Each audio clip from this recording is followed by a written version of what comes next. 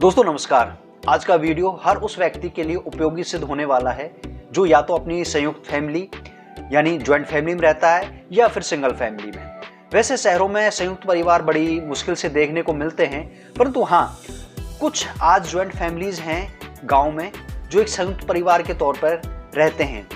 और संयुक्त परिवार ने अब लगभग एकल परिवार यानी सिंगल फैमिली का रूप धारण कर लिया है। लगभग मैं खुद एक संयुक्त परिवार में रहता हूँ। सच पूछो तो मुझे बड़ा फायदा होता है। ये फायदा ऐसा होता है कि मैं कभी सोच में पड़ जाता हूँ कि अगर मैं अपनी फैमिली के साथ यानी अलग सिंगल फैमिली में रहता तो बड़ी मुश्किल आ जाती मेरी लाइफ में। तो दोस्तों वीडियो शुरू करते हैं। उम्मीद की जाती है कि आप पूरा वीडियो देखकर कुछ अवश्य ही सीख कर जाओगे। तो बात करते हैं संयुक्त परिवार के पहले फायदे की। एक परिवार को पालने पोसने की जितनी भी छोटी बड़ी जिम्मेदारियां होती हैं वो ज्वाइंट फैमिली और सिंगल फैमिली की लगभग बराबर ही होती हैं। हाँ, उन जिम्मेदारियों का वजन कम या ज्यादा हो सकता है, लेकिन वो एक व्यक्ति के जीवन यापन के लिए बहुत जरूरी होती हैं। जो संयुक्त परिवार में सभी पर थोड़ी थोड़ी यानी जो जितनी उस हिसाब से उसके बारे में जानता है उतनी ही उसकी जिम्मेदारी मिलती है। उदाहरण लेते हैं, मानो 12 लोगों का एक भरा पूरा परिवार है तो उनमें से कोई ना कोई एक ऐसा सदस्य होगा जो बाहर की जिम्मेदारियों को बड़ी आसानी से निभा सकता है और उसे उन कामों को करने में बड़ा मजा भी आता है। यानी कि 11 सदस्य उस जिम्मेदारी से बिल्कुल फ्री हैं। माना सिलेंडर भरवाना है या कोई बिल भरना है या दूसरा किसी की भी तरीके का काम करना है तो वो एक व्यक्ति बड़े अच्छे ढंग से उस जिम्मेदारी को निभा सकता है। फायदा नंबर 2, कई बार हम अकेले जीवन के बहुत जरूरी फैसले नहीं कर पाते और हमें डर लगता है कि कहीं गलत कदम ना उठ जाए जिसका भुगतान जीवन भर ना करना पड़ जाए। उस समय घर के बड़े बुजुर्गों की समझदारी बड़ा काम देती है, क्योंकि उन्होंने जीवन के हर उन हालातों का सामना किया है जो हम आज कर रहे हैं। कई बार हमारे स्वयं के फैसले थोड़े समय के लिए अच्छे होते हैं परंतु लंबा चलने पर सही रिजल्ट नहीं दे पाते। तो वहां पर परिवार के ऐसे सदस्यों को समझकर उनकी समझदारी का ज्ञान लेकर हम अपने फैसलों को सही दिशा में एक नया रूप धारण दिला सकते हैं। जैसे उदाहरण के तौर पर हमें किस आदमी के साथ मिलना चाहिए, किसके साथ उठना बैठना चाहिए और किससे बचकर रहना चाहिए और किससे अच्छा व्यवहार करना चाहिए। फायदा नंबर 3, कई बार व्यक्ति के हालात हमेशा सही नहीं रहते और उनमें उतार चढ़ाव आता रहता है जिसका सीधा प्रभाव हमारी आर्थिक स्थिति पर पड़ता है जो हमें काफी परेशान कर देती है। संयुक्त परिवार कभी भी आपको ऐसी परेशानी से बाहर निकलने में हमेशा मददगार रहेगा। आपको मानसिक सपोर्ट मिलेगा, अच्छे लोगों की समझ मिलेगी। उदाहरण के तौर पर हम मान लेते हैं कि आपकी नौकरी छूट जाती है या फिर आपको बिजनेस में घाटा आ जाता है तो संयुक्त परिवार आपको आर्थिक रूप से सामाजिक रूप से पूरा सहयोग करेगा और आपके जीवन स्तर को नीचे नहीं गिरने देगा। संयुक्त परिवार का फायदा नंबर 4, कई बार हमारी गलती से या अनजाने में हम बुरी संगति में पड़ जाते हैं और स्थिति यहां तक पहुंच जाती है कि जीने मरने की नौबत तक आ जाती है जिससे हमारी सामाजिक आर्थिक जीवन बुरी तरीके से प्रभावित होता है।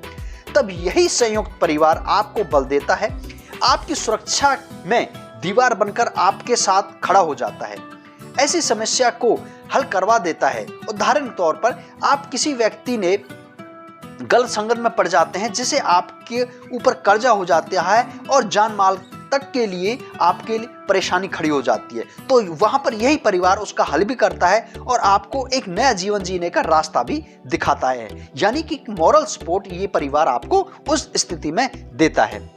फायदा नंबर 5, संयुक्त परिवार का, यह जरूरी नहीं कि आप अपने बच्चों को या पत्नी की फिक्र करो, क्योंकि फिक्र करने के लिए आपका भरा पूरा परिवार हमेशा आपके परिवार के साथ रहता है। इसी जिम्मेदारी में उनकी सुरक्षा का सवाल जो होता है वो संयुक्त परिवार में हमेशा वो कभी नहीं रहता कि असुरक्षा की भावना आपके अंदर पनपे। उदाहरण के तौर पर अगर आप नौकरी या बिजनेस के सिलसिले में ज्यादा समय घर से बाहर रहते हैं तो आपके दिमाग में उनकी सामाजिक आर्थिक सुरक्षा का सवाल ही पैदा नहीं होता, क्योंकि आप उस संयुक्त परिवार में पूरी तरीके से इन्वॉल्व हो। फायदा नंबर 6, संयुक्त परिवार में रहने वाला बच्चा हमेशा अच्छे संस्कारों के आंगन में पलता बढ़ता है जो उसे जीवन में संस्कारी व्यक्ति बनाता है और उसे पता है कि बड़ों का आदर कैसे होता है, बोलना चालना कैसे होता है, कैसे बड़ों का ख्याल रखा जाता है। गलत कामों से उसे डर लगता है क्योंकि उसे जीवन से संबंधित संस्कारी गुणों की घुट्टी बुजुर्गों द्वारा पिला दी जाती है।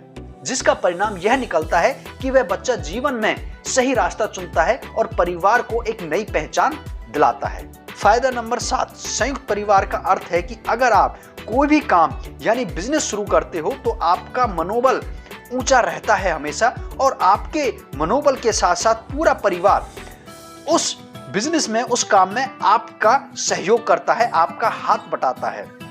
उदाहरण के तौर पर अगर आपने कोई शॉप या बिजनेस शुरू किया है तो उसके लिए आपके परिवार का पूरा सदस्य आपके काम में हाथ बढ़ाता है, जिससे आपकी मानसिक और फिजिकली आराम आपको मिलता है।